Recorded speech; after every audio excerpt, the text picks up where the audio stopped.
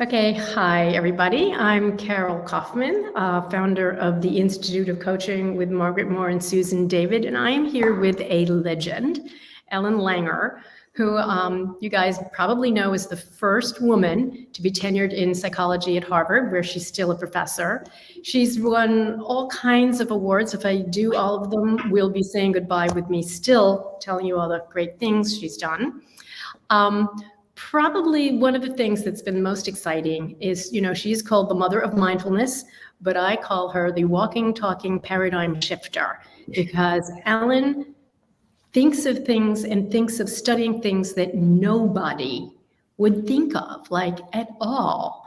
So, walk and talk and paradigm shifter woman who has just Thank you, written this Carol. wonderful book. And by the way, guys, you need to buy it, and you need to buy it this week.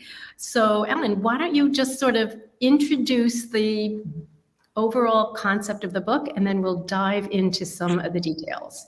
Okay, well, this book started off as a memoir, and so there's a lot in it.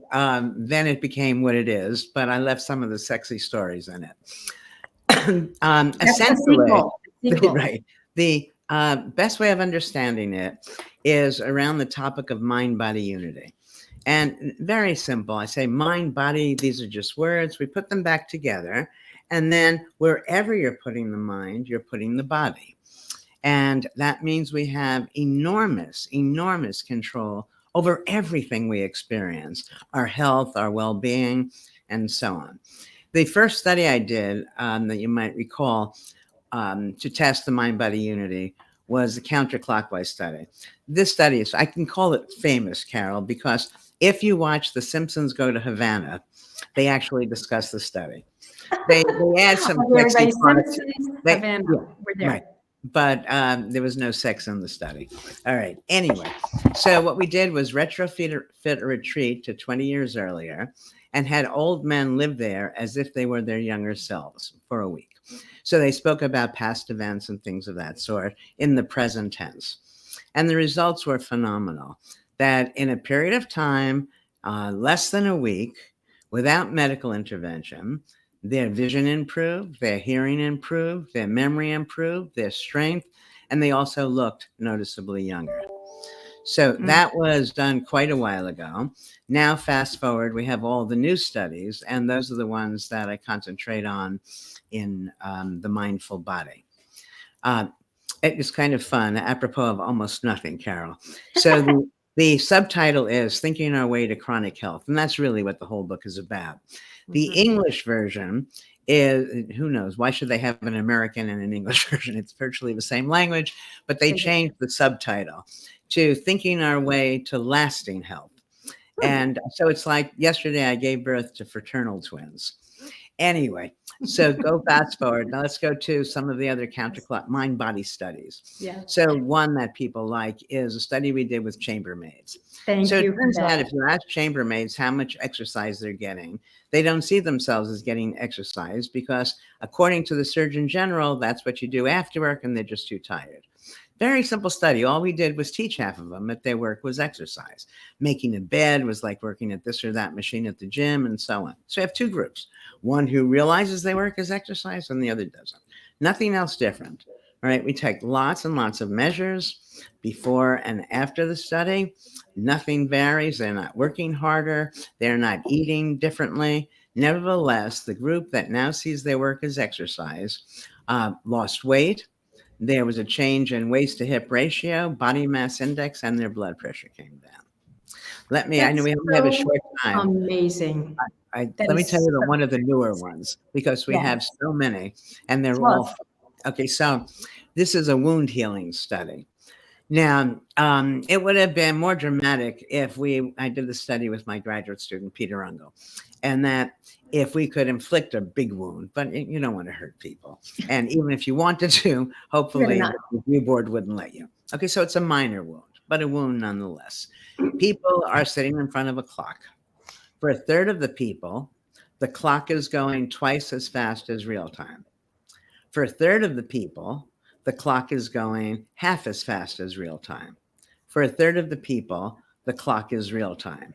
The question we're asking is, does the wound heal based on so-called real time or perceived time, which is the time the clock tells you. Obviously, I wouldn't be talking to you about it now if we didn't find perceived time. In a similar kind of study, I seem to have this thing about clocks that I never realized until writing this book and putting all these studies together. But in this other clock study, we have people in a sleep lab. They wake up, they look at the clock. My goodness, and they got 2 hours more sleep than they thought they got, 2 hours fewer, or the amount of sleep they got. And again, biological and cognitive functions follow perceived sleep. That's why I say, we have studies with diabetes. We have studies with lots of chronic illnesses, not all clock studies. And we find amazing results that just keep telling me, please get the message out that we can control these things. The medical world, people in the world believe when you have a chronic illness, that means that there's nothing that can be done about it, rather than all it means is the medical world hasn't figured out what to do about it. So we take people with different chronic illnesses. What we use multiple sclerosis, Parkinson's, stroke, and depression, stress. It works for virtually everything. Because when you have whatever you have, you think it's only going to stay the same or get worse. But nothing moves in only one direction. All right. So what we do is we contact you periodically throughout the day, throughout the week, and ask you very simply, how is it now? Is it better or worse than before? And why? That's the important question. Now, better or worse than before, and why? Why is the biggie? Okay. Right. Okay. And that results in three things. First, gee, you thought you were always in pain, for example, and now you see that sometimes you're in a little less pain, so you feel a little better. Second, when you're answering the question why, you engage in a mindful search. And as you know, for the last 45 years, we've collected lots of data showing that when we make people more mindful, they live longer. All right. It improves their health and virtually everything. Now, we should take a time out for just a second. Yeah. I was going to ask you right now. What do I mean by mindfulness? Nothing to do with meditation. Meditation is good, but this is just different. Yep. Mindfulness is simply noticing new things. If you walk out the door and notice three things about the outside of your door that you think you'll see you don't know it. Notice three things about your spouse, whatever. Everything is always changing. And so the things that we think we know is an illusion. We don't know them at all. All right. And so because we've learned so many things and we think we know, we don't pay attention. And, so we're mindless virtually almost all the time. All right. But when you're mindless, you don't know you're being mindless. All right. So this active noticing. Why don't you share what you mean by mindfulness? Because my understanding is, I don't know if I've got the name right. I think of it as creative mindfulness, which is how do we notice something in a new way. So how would you describe it? Because it's very different from normal. It's really right. That's not different from normal. I mean, this should be the norm. Well, actually, I agree. Yeah. So lots of people talk about paying attention. It's not just paying attention. It's noticing new things. Now, we could take a step back and recognize that when I say everything is changing, everything looks different from different perspectives, that means we don't know anything for sure. So I often start, and Carol, I might ask you, how much is 1 and 1? Yeah, right. And you're going to dutifully say 2. But it's not always 2. And this is the thing we know better than anything else. If you add 1 wad of chewing gum plus 1 wad of chewing gum, 1 plus 1 is 1. Yeah. 1 pile of laundry plus 1 pile of laundry, 1 plus 1 is 1. Well, the thing we know best is possibly wrong in certain circumstances. Then it's easier to accept maybe she's right. Maybe we don't really know anything. And if you don't know something, then you naturally pay attention to it. If you were going to come visit me right now, you've never been to my house, which is sad. We should correct that. But you'd be curious. You'd look around. You'd look around and notice things. So the interesting thing is that this active noticing is the essence of being engaged. And as you're noticing, the neurons are firing. Okay, so it's literally and figuratively enlivening. And so let's take people who are stressed, because I imagine most of the people listening would fall into that category more so than other chronic illnesses. So somebody who's stressed thinks they're stressed all the time. Nobody is anything all the time. And so by doing this little thing, how are you now? Is it better or worse than before, and why? Carol, you might find out that you're fine most of the time, but when you're talking to Ellen Langer, you're extremely stressed. If that were the case, the cure is simple. Don't talk to me. All right. Now, but stress is interesting in a bigger way because everybody knows that stress is psychological. And I believe that the main problem for virtually all disease is stress, which is why I can say that the mindful solution is readily there for us to use no matter what the illness we're talking about. We don't have time to go into too much detail, but just quickly focus on stress for a moment. I tell people such a simple thing, and I think this is a good takeaway for your audience. Next time you feel stressed, ask yourself, is it a tragedy or an inconvenience? Okay. Almost never is it a tragedy. Because, oh my God, the dog ate the homework. Oh my God, I didn't finish the project, so on. And just by asking that question, you start to calm down. Now, stress requires two things. One, a belief that something's going to happen. And two, that when it happens, it's going to be awful. Well, it turns out that we can't predict. Prediction is an illusion. And anybody who doubts that, I will propose this wager that we go through, that we'll go to a lot of Mercedes, fine vehicles, right? Expensive. This is the kind of car everybody wants to drive. And I will wager you that we choose one car at random. I will give you $100,000 if the car doesn't start. But if the car does start, I'll give you $100,000 if the car does start. But if it doesn't start, you give me every cent you have in the bank and the same amount over, the next several years. People are not going to take that bet. People know that you can't predict the individual case. And when we're being stressed, what we're doing is not saying would most people feel this way. It's how am I going to feel? All right. So to feel stressed, you have to believe something is going to happen. So the first thing to do is just give yourself 5 reasons why it won't happen. And immediately it seems less likely. I'm taking notes here. Here's the better part. Yeah. Let's assume it does happen. What are 3 or 5 reasons that that's actually a good thing? See, what people need to understand is that events don't cause stress.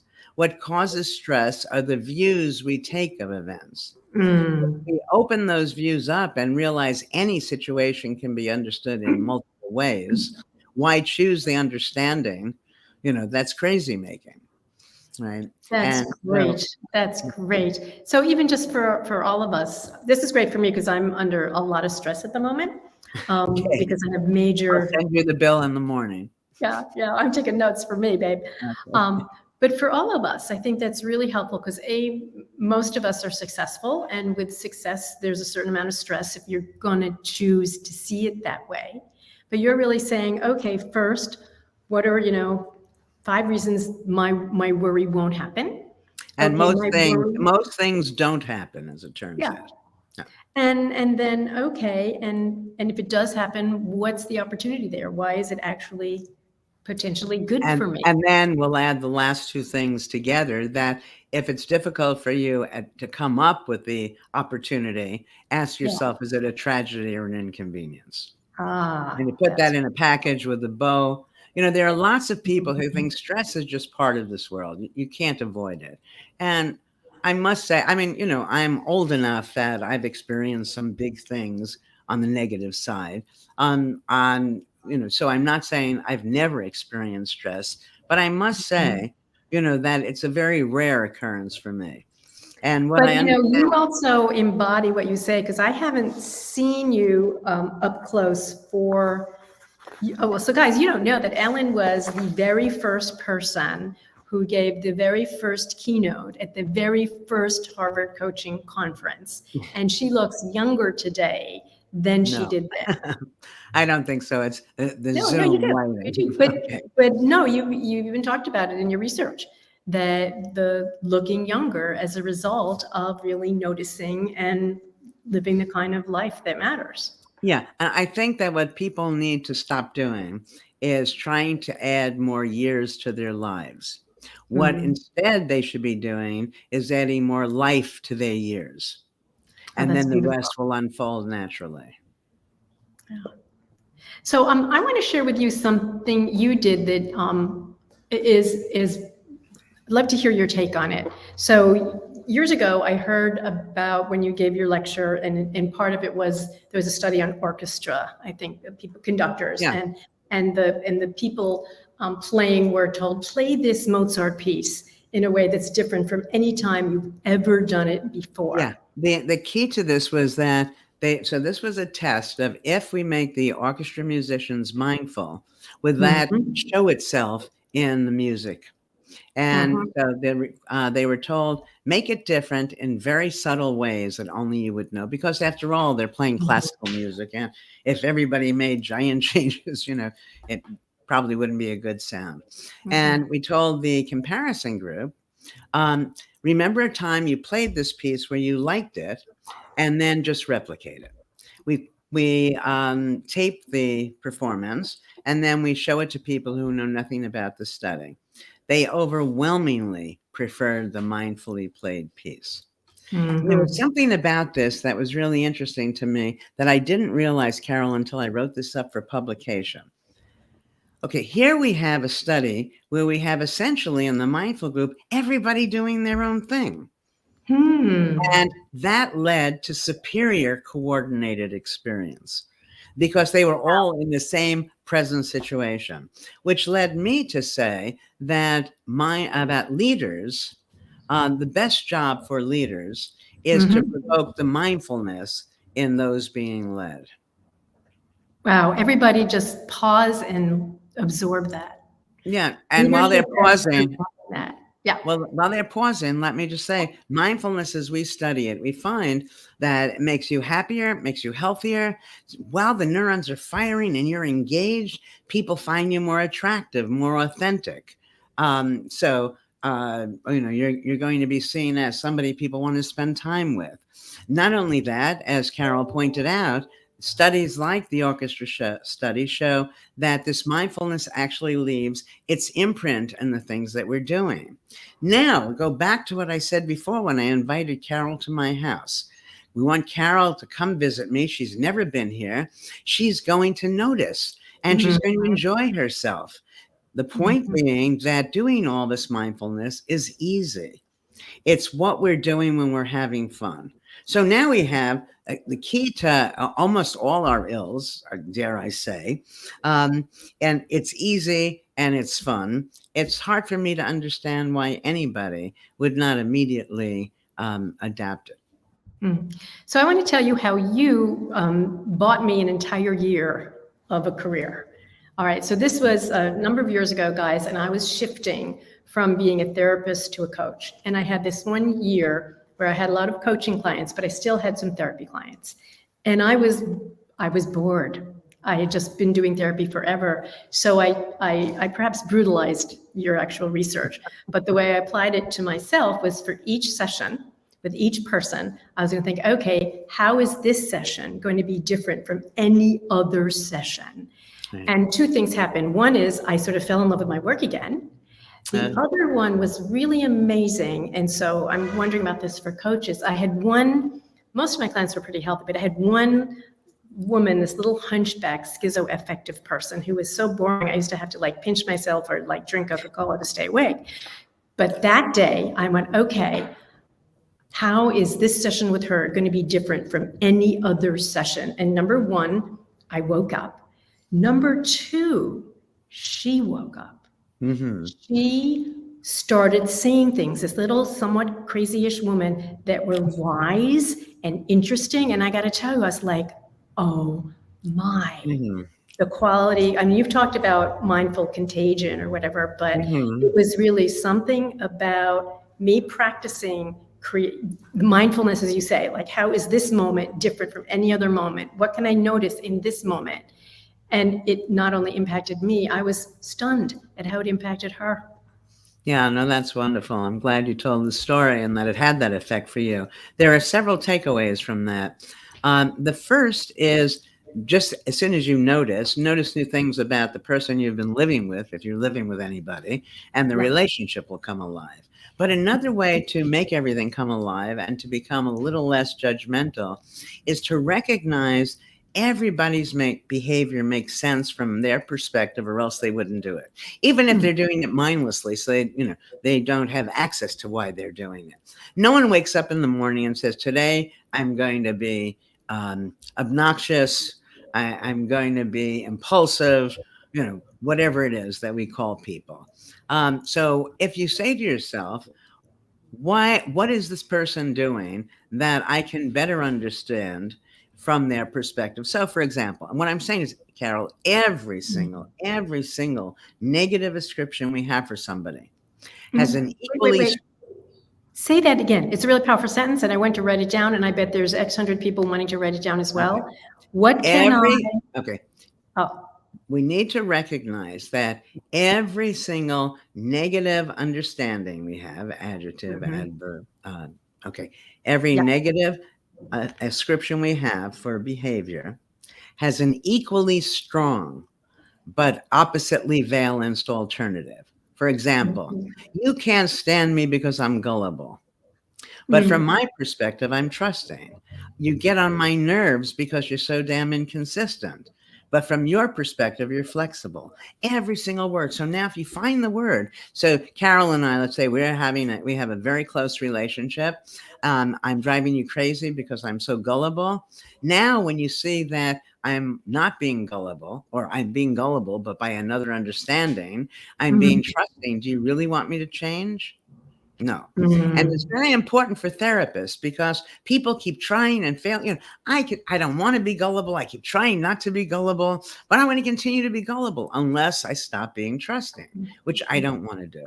So what was the question? It was, what can I understand about... Okay, so somebody does something and you call somebody by some name. Right. Whatever negative thing. Oh, this guy is so boring. Whatever. All right. And then you ask yourself, from his perspective, what is he doing? What's a positive take on being boring? And you might get stable, someone you can count on, because that's what boring is to you. There's the same old, but that means you can count on them. And so now, do you want to change that? Do you want him to be unstable? Okay. And so we did this study forever ago where what we did is we gave people, 100, 300 behavior descriptions, like, as I said,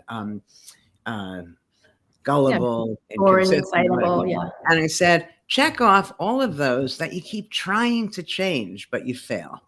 Okay, so I would check off impulsive, gullible. Now you turn the page over, and in a mixed up order are the positive versions of all of these words.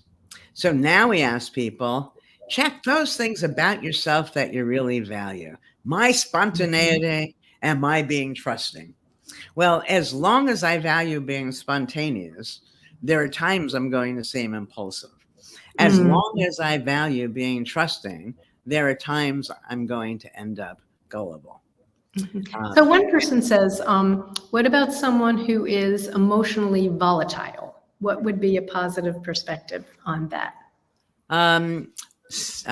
Aware, sensitive, noticing nuance, very often when you say something that gets somebody else crazed, you think it's they who have the problem because you're not paying attention to the way you've worded what you've actually said. And so Amina wrote, tell me if this is right. She said, what can I see that I could really benefit from seeing today? So is that close to your kind of like what I really want to help people have, like the question you can ask yourself? So I get the opposite thing, but it's sort of like... what's interesting is that it doesn't matter what you're doing, right? That as long as you're doing it mindfully, you'll reap the benefits. So if you're mindfully giving a podcast, if you're mindfully watching your favorite television show, if you're taking a walk and noticing things, all of those will be beneficial, where the reverse of it is actually deadening. If you're not increasing your life, you're decreasing it. When Mm. we're mindless, the neurons aren't functioning, and in some sense, we are turning the whole system off. Ourselves, right? And exactly. So, I just want to say one thing is, could you repeat the title of your book? Because someone has said, hey, what's the title of the book? So why don't you I show was it? going to show you a copy of it, Show the but I book. don't have it handy. But yes, The mind, the yes, ma'am. title of the book In the is America. The Mindful Body, Thinking Our Way to Chronic Health. And if you forget that and you just Google my name, it will come up. Or Yeah. you go to Amazon and put in my name. But the So Mindful actually, Body. guys, here's what I would like you to do. If you have found one thing that Ellen said useful, interesting, and applicable, buy the hardback of her book, hardback, not Kindle. If you can, buy the hardback on Kindle on Amazon. Why is that? This is launch week. So by next Tuesday, Amazon, Wall Street Journal, everybody's going to decide whether it made the bestseller list that week. It will make it later if it doesn't. But that's the way you could have the most impact on Ellen's life right now, is hardback, Amazon, sorry, Barnes & Noble, whatever, they use Amazon, hardback this week.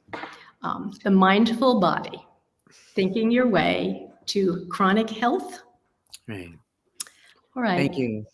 We only have 4 more minutes. Could you share what's the most important takeaway to you for your own life that you've gotten from your work? Well, it's kind of interesting. People ask me that as if I do a study and then I learn from it and then become whatever I've learned, but it works the other way around. I find that I'm a happy camper. Well, why am I happy? What am I doing that's different from what other people, are doing? Why am I healthy? Why didn't I get COVID? Whatever.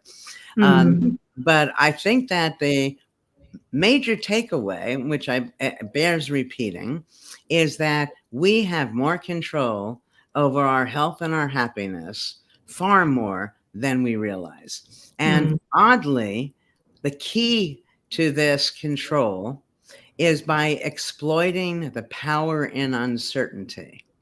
We don't know, but you don't have to feel bad about knowing, because nobody knows. All right. And you make this universal attribution for not everything is changing. How could you know? And that makes everything interesting. And if you say, when you meet your partner or somebody you're interested in, that they're brand new today, you're going to sit up and pay attention. They're going to feel noticed, and the relationship will flourish. That is a beautiful thing. And can you give us about a minute on the variability? Because I see we still have a little bit more time. Okay, well, that's great. No, I've got hours worth of information to give people. So this attention to variability, attention to symptom variability, is just being mindful. When you're mindful, you're noticing change. When we're looking at our diseases, we hold things still. When we attend to the ways they're changing and ask, why is it better or worse? That's the means for us to get control over our health.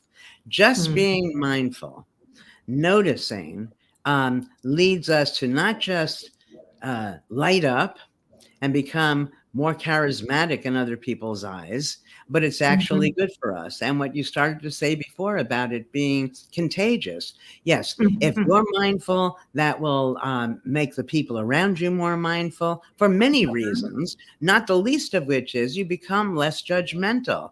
And so people feel safer. And when people feel safer, they open up and life becomes real. I think that once you experience a true interaction with somebody, a supportive one, where you're not playing a game, you're not trying to compete with each other, you're just trying to learn from each other.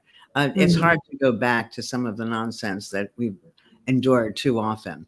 And I have a song that I wrote from my 8-year-old twins. I'm not going to sing it, but you can find it on my website.